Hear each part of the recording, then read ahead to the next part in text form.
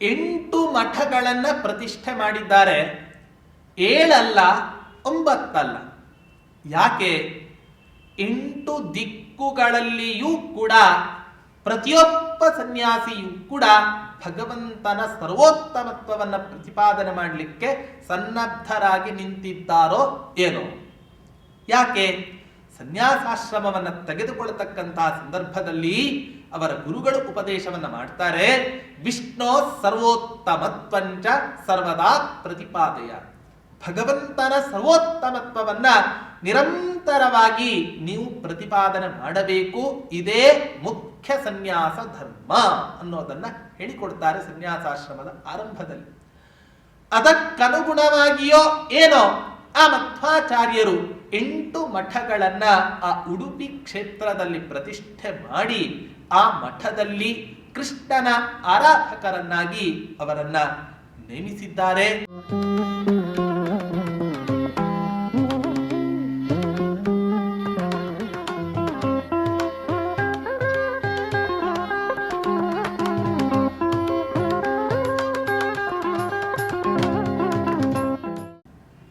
ಪೂಜ್ಯಾಯ ರಾಘವೇಂದ್ರಾಯ ಸತ್ಯಧರ್ಮರತಾಯ ಚ ಭಜತಾಂ ಕಲ್ಪವೃಕ್ಷಾಯ ನಮತಾಂ ಕಾಮಧೇನವೇ ದುರ್ವಾದಿಧ್ವಾಂತರವಯೇ ವೈಷ್ಣವೇಂದೀವರೇಂದವೇ ಶ್ರೀ ರಾಘವೇಂದ್ರ ಗುರವೇ ನಮೋ ಅತ್ಯಂತ ದಯಾಲವೇ.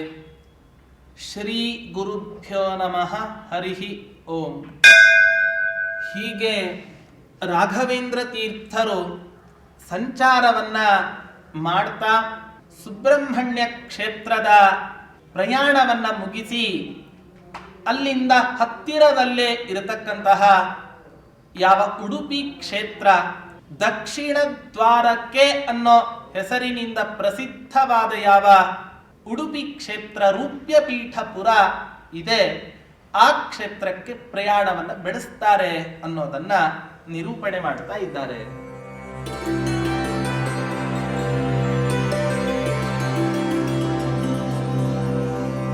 ರೌಪ್ಯಪೀಠಪುರಗಂ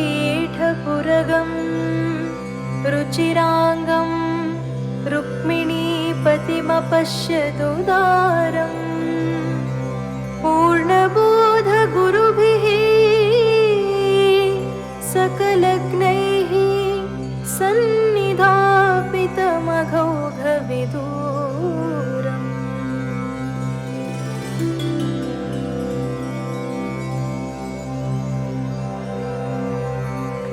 ರೌಪ್ಯಪೀಠಪುರಗಂ, ರೂಪ್ಯಪೀಠಪುರವಾಸಿಯಾದ ಯಾವ ಪೊಡವಿಗೊಡೆಯ ಶ್ರೀಕೃಷ್ಣ ಪರಮಾತ್ಮನಿದ್ದಾನೆ, ಆ ಕೃಷ್ಣ ಪರಮಾತ್ಮನ ಸಂದರ್ಶನವನ್ನ ರಾಘವೇಂದ್ರ ತೀರ್ಥರು ಮಾಡಿದರು. ಉಡುಪಿ ಕ್ಷೇತ್ರ ಎಂಥ ಪರಮ ಪವಿತ್ರವಾದ ಕ್ಷೇತ್ರ ಅನ್ನೋದನ್ನ ಅನೇಕ ಪುರಾಣಗಳು ಉಲ್ಲೇಖ ಮಾಡ್ತವೆ. ಒಬ್ಬ ಕವಿ ತನ್ನ ಕಾವ್ಯದಲ್ಲಿ ಒಂದು ಮಾತನ್ನು ಹೇಳ್ತಾನೆ. ಉಡುಪಿ ಕ್ಷೇತ್ರಕ್ಕೆ ರಜತ ಪೀಠಪುರ ಅಂತ ಯಾಕೆ ಹೆಸರು ಬಂತು? ಪೀಠ ಅನ್ನೋ ಶಬ್ದಕ್ಕೆ ಆಸನ ಅಂತ ಅರ್ಥ. ರಜತ ಪೀಠ ಅಂದರೆ ಬೆಳ್ಳಿಯ ಆಸನ ಅಂತ ಈ ರೀತಿಯ ಅರ್ಥ ಸಿಗತ್ತೆ. ಒಬ್ಬ ಕವಿ ತನ್ನ ಕಾವ್ಯದಲ್ಲಿ ನಿರೂಪಣೆಯನ್ನ ಮಾಡ್ತಾನೆ. ಹಿಂದೆ ಆ ಪ್ರದೇಶವನ್ನು ಆಳ್ತಾ ಇರತಕ್ಕಂತಹ ಒಬ್ಬ ರಾಜ, ಅವನ ಹೆಸರು ಪ್ರಾಯಃ ರಾಮನಾಥ ಅನ್ನುವಂತಹ ಹೆಸರಿನ ಒಬ್ಬ ರಾಜ. ಆ ರಾಜ ಆ ಪ್ರದೇಶವನ್ನ ಆಳ್ತಾ ಇದ್ದ. ಆ ಸಂದರ್ಭದಲ್ಲಿ ವಾಜಪೇಯ ಯಾಗವನ್ನ ಮಾಡಬೇಕು ಅಂತ ಅನಿಸತ್ತೆ ಅವನಿಗೆ. ಹೀಗೆಲ್ಲ ಆ ಯಜ್ಞಗಳು ಅಶ್ವಮೇಧ ಯಾಗ, ಸೋಮಯಾಗ, ವಾಜಪೇಯಿ ಯಾಗ ಇವಾಗೆಲ್ಲ ಬರೀ ಕೇಳಲಿಕ್ಕಷ್ಟೇ ಸಿಗತ್ತೆ ಹೊರತು ಅಂಥ ಯಜ್ಞಗಳನ್ನ ಮಾಡ್ತಕ್ಕಂಥ ಮಹಾನುಭಾವರು ಇವತ್ತಿನ ದಿನ ಯಾರೂ ಕೂಡ ಸಿಗೋದಿಲ್ಲ. ಆ ರಾಜ ವಾಜಪೇಯ ಯಾಗವನ್ನ ಮಾಡ್ತಾ ಇದ್ದ ಸಂದರ್ಭದಲ್ಲಿ ದೇವತೆಗಳು ತಾವಾಗಿಯೇ ಅಗ್ನಿಕುಂಡದಿಂದ ಎದ್ದು ಬಂದು ಆ ರಾಜ ಕೊಟ್ಟ ಆಹುತಿಗಳನ್ನು ಸ್ವೀಕಾರ ಮಾಡಿ ಅವನಿಗೆ ಅನುಗ್ರಹವನ್ನು ಮಾಡಿ ಹೋಗ್ತಾ ಇದ್ರು. ಹೀಗೆ ತಾನು ಮಾಡ್ತಕ್ಕಂತಹ ಯಾವ ಯಜ್ಞ ಇದೆ, ಆ ಯಜ್ಞದಲ್ಲಿ ಯಾವ ಯಾವ ದೇವತೆಗಳು ಬಂದಿದ್ದಾರೋ ಆ ದೇವತೆಗಳಿಗೆ ಕುಳಿತುಕೊಳ್ಳೋದಕ್ಕೋಸ್ಕರ ಆ ರಾಜ ಬೆಳ್ಳಿ ಮಣೆಯನ್ನ ಕೊಟ್ಟಿದ್ದ. ಈ ಕಾರಣದಿಂದ ಆ ಉಡುಪಿ ಕ್ಷೇತ್ರಕ್ಕೆ ರಜತ ಪೀಠಪುರ, ತನ್ನ ಯಜ್ಞದಲ್ಲಿ ತನ್ನ ಸೇವೆಯನ್ನು ಸ್ವೀಕಾರ ಮಾಡೋದಕ್ಕೋಸ್ಕರ ಬಂದಂತಹ ಯಾವ ದೇವತೆಗಳು ಇದ್ದಾರೆ ಆ ದೇವತೆಗಳಿಗೋಸ್ಕರ ಬೆಳ್ಳಿಯ ಮಣೆಯನ್ನ ಕೊಟ್ಟಿರುವ ಕಾರಣದಿಂದ ಆ ಉಡುಪಿ ಕ್ಷೇತ್ರಕ್ಕೆ ರಜತ ಪೀಠಪುರ, ರೌಪ್ಯ ಪೀಠಪುರ ಅಂತ ಈ ರೀತಿಯಾಗಿ ಹೆಸರು ಬಂತು ಅನ್ನೋದನ್ನ ಇತಿಹಾಸವನ್ನ ನೋಡಿದಾಗ ನಾವು ತಿಳ್ಕೋಬಹುದು. ಇಂಥ ರೂಪ್ಯ ಪೀಠಪುರ ವಾಸಿಯಾಗಿ ಆ ಕೃಷ್ಣ ಪರಮಾತ್ಮ ನಿಂತಿದ್ದಾನೆ. ಹೇಗಿದ್ದಾನೆ? ರುಚಿರಾಂಗಂ, ಅತ್ಯಂತ ಮನೋಹರವಾಗಿರತಕ್ಕಂಥ, ನಿಜವಾಗಿಯೂ ಕೂಡ ಉಡುಪಿ ಕೃಷ್ಣನ ದರ್ಶನವನ್ನ ಯಾವ ಸಂದರ್ಭದಲ್ಲಿ ಮಾಡಬೇಕು? ಅನೇಕ ಅಲಂಕಾರ ಭೂಷಿತನಾದಾಗ ಅವನ ದರ್ಶನವನ್ನ ಮಾಡಿದಾಗ ನಮಗಷ್ಟು ನಿಜವಾದ ಆ ಮೂಲ ವಿಗ್ರಹದ ದರ್ಶನ ಆಗತ್ತೋ ಇಲ್ವೋ ಗೊತ್ತಿಲ್ಲ. ಆದರೆ ಹೇಳ್ತಾರೆ, ಬೆಳಗಿನ ಜಾವ 4:45 ಗಂಟೆಯ ಸುಮಾರಿಗೆ ಆ ಪೊಡವಿಗುಡೆಯನಾದ ಯಾವ ಕೃಷ್ಣ ಪರಮಾತ್ಮನಿದ್ದಾನೆ ಆ ಕೃಷ್ಣನಿಗೆ ಪಂಚಾಮೃತ ಮೊದಲಾದ ಅಭಿಷೇಕಗಳಾಗ್ತಾ ಇರುತ್ತೆ. ಆ ಅಭಿಷೇಕ ಮಾಡತಕ್ಕಂಥ ಸಂದರ್ಭದಲ್ಲಿ ಕೃಷ್ಣನ ದಿವ್ಯ ಮೂರ್ತಿಯ ವಿಶ್ವರೂಪದ ದರ್ಶನ ಆ ಸಂದರ್ಭದಲ್ಲಿ ಮಾಡಬೇಕು ಅಂತ ಹೇಳ್ತಾರೆ. ಎಂಥ ಪ್ರತಿಮೆ! ರುಕ್ಮಿಣೀ ದೇವಿ, ಯಶೋಧಾದೇವಿ, ಕೃಷ್ಣ ಪರಮಾತ್ಮನ ತಾಯಿಯಾಗಿರ್ತಕ್ಕಂತಹ ಯಾವ ಯಶೋಧಾದೇವಿ ಇದ್ದಾಳೆ, ಆ ಯಶೋದೆ ಎಷ್ಟೋ ದಿನಗಳ ಆದ ಮೇಲೆ ನಿನ್ನ ಬಾಲ್ಯ ಲೀಲೆಯನ್ನ ನೋಡಬೇಕು ಅಂತ ನನಗೆ ಮನಸ್ಸಾಗಿದೆ, ಅದಕ್ಕೋಸ್ಕರ ತೋರಿಸಬೇಕು. ಆ ಸಂದರ್ಭದಲ್ಲಿ ಮಾಡಿದಂತಹ ಒಂದು ದಿವ್ಯ ಪ್ರತಿಮೆ ಆ ಉಡುಪಿ ಕೃಷ್ಣನ ಪ್ರತಿಮೆ ಅಂತ ಹೇಳ್ತಾರೆ. ಆಗ ರುಕ್ಮಿಣೀ ದೇವಿ ಆ ಪ್ರತಿಮೆಯನ್ನ ಕಂಡು ಅತ್ಯಂತ ಆಶ್ಚರ್ಯಚಕಿತಳಾಗಿ ಆ ಪರಮಾತ್ಮನನ್ನ ಪೂಜೆ ಮಾಡ್ತಾಳೆ. ಹೀಗೆ ರುಕ್ಮಿಣೀಕರಾರ್ಚಿತವಾಗಿರ್ತಕ್ಕಂತಹ ಪ್ರತಿಮೆ ಆ ಉಡುಪಿ ಕೃಷ್ಣನ ಪ್ರತಿಮೆ. ಅಂಥ ಪ್ರತಿಮೆ ಉಡುಪಿ ಕ್ಷೇತ್ರಕ್ಕೆ ಬರಲಿಕ್ಕೆ ಕಾರಣ ಏನು? ನಾವೆಲ್ಲ ಕಥೆಯನ್ನ ಕೇಳಿದ್ದೇವೆ, ಆದರೆ ಮಧ್ವವಿಜಯದಲ್ಲಿ ಇದರ ಉಲ್ಲೇಖ ಇಲ್ಲ. ವಾದಿರಾಜ ತೀರ್ಥರು ತಮ್ಮ ಸರಸಭಾರತಿ ವಿಲಾಸ ಅನ್ನೋ ಗ್ರಂಥದಲ್ಲಿ ಈ ಕಥೆಯನ್ನು ಉಲ್ಲೇಖ ಮಾಡ್ತಾರೆ. ಏನು? ಮಧ್ವಾಚಾರ್ಯರು ಸಮುದ್ರ ತೀರಕ್ಕೆ ಸಮುದ್ರ ಸ್ನಾನವನ್ನ ಮಾಡಿ ತಮ್ಮ ಆನ್ಹಿಕಾದಿಗಳನ್ನ ಅನುಷ್ಠಾನ ಮಾಡ್ತಾ ಇರ್ತಾರೆ. ಆ ಸಂದರ್ಭದಲ್ಲಿ ಸಮುದ್ರದ ರಕ್ಕಸ ಅಲೆಗಳಿಗೆ ಒಂದು ಹಡಗು ಮಗುಚಿ ಬೀಳುವಂತಹ ಒಂದು ಸಂದರ್ಭ ಒದಗಿ ಬರುತ್ತೆ. ಆಗ ಯಾರಾದರೂ ರಕ್ಷಣೆಯನ್ನ ಮಾಡಿ ಅಂತ ಪ್ರಾರ್ಥನೆ ಮಾಡಿದಾಗ ಆಗ ಮಧ್ವಾಚಾರ್ಯರು ತಮ್ಮ ಕಾವಿ ಶಾಟಿಯನ್ನ ಆ ಅಲ್ಲಾಡಿಸೋದರ ಮೂಲಕ ಬಿದ್ದು ಮುಳುಗಿ ಹೋಗ್ತಾ ಇರ್ತಕ್ಕಂಥ ಹಡಗನ್ನ ರಕ್ಷಣೆ ಮಾಡ್ತಾರೆ. ಆ ರಕ್ಷಣೆ ಮಾಡಿದ ಮೇಲೆ ಹಡಗಿನಲ್ಲಿ ಇದ್ದ ಜನರು ನಮ್ಮನ್ನ ರಕ್ಷಣೆ ಮಾಡಿದ್ದಕ್ಕೆ ಏನು ಬೇಕಾದರೂ ಕೂಡ ಕೇಳಿ ನಾವು ನಿಮಗೆ ಕೊಡ್ತೇವೆ. ಬೆಳ್ಳಿ, ಬಂಗಾರ, ಮುತ್ತು, ರತ್ನ ಅನೇಕ ವಿಧವಾಗಿ ಏನು ಅಪೇಕ್ಷೆ ಪಟ್ಟರೂ ಕೂಡ ನಾವು ಕೊಡಲಿಕ್ಕೆ ಸಿದ್ಧರಿದ್ದೇವೆ ಅಂತ ಹೇಳಿದ ಸಂದರ್ಭದಲ್ಲಿ ಆಗ ಮಧ್ವಾಚಾರ್ಯರು ಹೇಳ್ತಾರೆ, ನಮಗೆ ನಿಮ್ಮ ಯಾವ ಭೌತಿಕ ಸಂಪತ್ತು ಕೂಡ ಬೇಡ, ಆದರೆ ನಿಮ್ಮ ಈ ಹಡಗಿನಲ್ಲಿ ಇರುವ ಯಾವ ಗೋಪಿ ಚಂದನದ ಗಡ್ಡೆ ಇದೆ ಆ ಗೋಪಿ ಚಂದನದ ಗಡ್ಡೆಯನ್ನ ನಮಗೆ ದಯಪಾಲಿಸಿ. ಅತ್ಯಂತ ಸಂತುಷ್ಟರಾಗಿ ಮಧ್ವಾಚಾರ್ಯರ ಆ ತೃಪ್ತಿ ಭಕ್ತಿಯ ಭಾವನೆಯನ್ನ ಕಂಡು ಆ ಗೋಪಿ ಚಂದನದ ಗಡ್ಡೆಯನ್ನ ಕೊಡ್ತಾರೆ. ಆ ಗೋಪಿ ಚಂದನವನ್ನ ತೆಗೆದುಕೊಂಡು ಬಂದು ಉಡುಪಿ ಕ್ಷೇತ್ರದಲ್ಲಿ ಇರತಕ್ಕಂತಹ ಯಾವ ಸರೋವರ ಇದೆ ಆ ಸರೋವರದಲ್ಲಿ ಆ ಪ್ರತಿಮೆಯನ್ನ ತೊಳಿತಾರಂತೆ ಅನೇಕ ಜನರ ಮೂಲಕ. ನಾರಾಯಣ ಪಂಡಿತಾಚಾರ್ಯ ಹೇಳ್ತಾರೆ, ಗೋಪಿಕಾ ಪ್ರಣಯಿನ ಶ್ರಿಯ ಪತೆ ಆಕೃತಿಂ ದಶಮತಿಶಿಲಾಮಯೀಂ ಶಿಷ್ಯ ಕೈಸ್ತ್ರಿ ಚತುರೈರ್ಜಲಾಶಯೇ ಶೋಧಯನ್ನಿಹ ತಥೋವ್ಯಗಾಹಯತ. ಅನೇಕ 3-4 ಜನ ಶಿಷ್ಯರಿಗೆ ಆಜ್ಞೆಯನ್ನ ಮಾಡಿ ಆ ಪ್ರತಿಮೆಯನ್ನ ಶುದ್ಧಿಗೊಳಿಸೋದಕ್ಕೋಸ್ಕರ ಹೇಳ್ತಾರೆ. ಶುದ್ಧಿಗೊಳಿಸಿದ ಮೇಲೆ ಆ ಗೋಪಿ ಚಂದನದ ಗಡ್ಡೆಯಲ್ಲಿ ಎಂಥ ದಿವ್ಯ ಪ್ರತಿಮೆ ಕಂಗೊಳಿಸುತ್ತೆ. ಅವನೇ ಇವತ್ತಿನ ದಿನ ಪೊಡವಿಗೊಡೆಯನಾಗಿರ್ತಕ್ಕಂತಹ ಕೃಷ್ಣ. ಆ ಕೃಷ್ಣನ ಮೇಲೆ ಮಧ್ವಾಚಾರ್ಯರು ಅನೇಕ ಮಂತ್ರಗಳಿಂದ ಅಭಿಮಂತ್ರಣ ಮಾಡಿದಾಗ ಆ ಪ್ರತಿಮೆಯನ್ನು ಅಲ್ಲಿ ಇದ್ದಂಥ ಶಿಷ್ಯರು ಎತ್ತಲಿಕ್ಕೆ ಹೇಳ್ತಾರಂತೆ. ಆಗ ಆಶ್ಚರ್ಯ ಪಡ್ತಾರೆ, ಎತ್ತಲಿಕ್ಕೆ ಪ್ರಯತ್ನವನ್ನು ಪಡ್ತಾರೆ, ಸಾಧ್ಯವೇ ಆಗೋದಿಲ್ಲ. ಸ್ಪರ್ಶನಾತ್ ಭಗವತೋತಿ ಪಾವನಾತ್ ಸನ್ನಿಧಾನ ಪದತಾಂಗತಾಂ ಹರೇಃ ತ್ರಿಂಶದುದ್ಯತನ ರೈಸುದುರ್ಧರಂ ಲೀಲಯಾ ನಯದಿ ಮಾಮಸೌ ಮಠಂ.